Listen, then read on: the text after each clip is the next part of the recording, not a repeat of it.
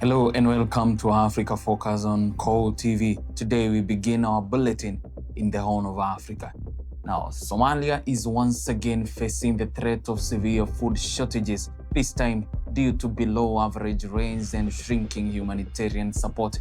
The country's October to December day rainfall season has been disappointing, with forecasts indicating that conditions could worsen well into mid-2026. According to the latest outlook from the Food and Agriculture Organization and the Farmer in Early Warning Systems Network, large parts of Somalia are receiving less than 60% of normal rainfall. The shortfall has led to failed crops, shrinking pasture and declining livestock health, a lifeline for millions of families across the Horn of Africa.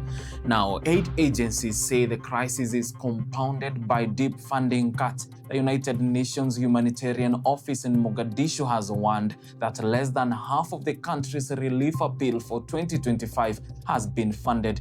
Now, food analysts now classify parts of central and southern Somalia in IPC Phase 4 emergency, one step short of famine.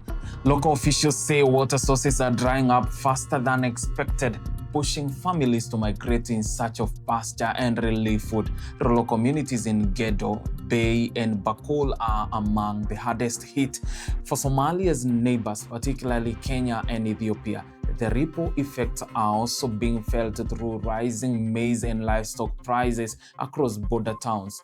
Now, without urgent international support, Somalia could face another humanitarian crisis similar to the 2021 famine that claimed over 250,000 lives. And as Somalia struggles to feed its population, the region's political temperature is also heating up, this time between Uganda and Kenya.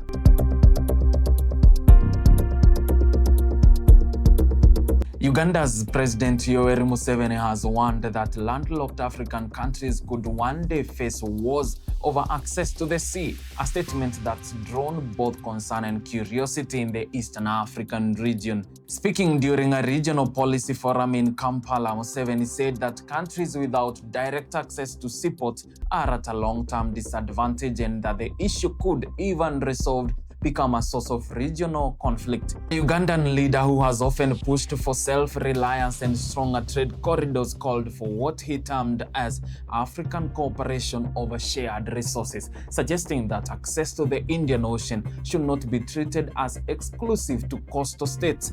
Museveni's remarks comes amid heightened political activity within the Eastern African communities as member states continue to negotiate new transport and energy corridors linking the interior to Indian Ocean ports. Some regional observers, however, say the statement risks stirring tension, particularly with Kenya, whose ports in Mombasa and Lamu are key trade routes for Uganda, Rwanda and South Sudan. The debate sparked by this statement underscores the sensitivity of maritime access in East Africa, a region where economic integration continues to outpace political trust. Still in Africa, but farther south, a bit of positive economic news. South Africa's unemployment rate has fallen slightly, offering some relief for the world's most unequal economy. According to new data released by Statistics South Africa, the country's official unemployment rate dropped to 31.9% in the third quarter of 2025, down from 33.2% in the previous quarter. The agency reports that about 248,000 new jobs were created between July and September, mainly in the construction, social services, and trade sectors. Economists say the recovery is modest but encouraging, driven by infrastructure projects and seasonal hiring in retail ahead of the holiday period. However, analysts warn that the improvement remains fragile. Youth unemployment still sits above 50%, and inequality continues to weigh heavily on the economy. Government officials, including Finance Minister Enoch Godongwana, have called the drop a step in the right direction, but admitted that South Africa's structural unemployment will take years to resolve.